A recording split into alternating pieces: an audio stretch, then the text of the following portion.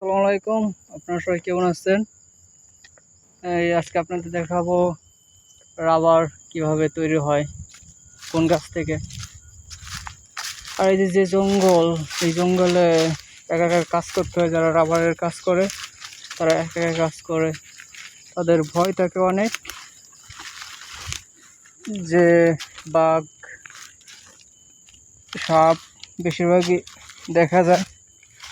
তো এই যে রাবার কাটছে, কিন্তু এটা বইরে গেছে। পানি ফেলাই দিয়ে দেখাই।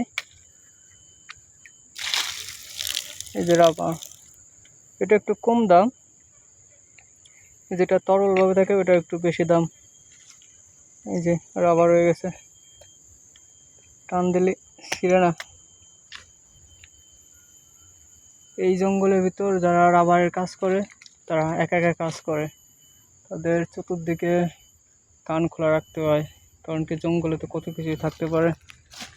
এই যে রাবারগুলো একদম রাবারের মতো হয়ে গেছে, জয়মা পুরো রাবার হয়ে গেছে।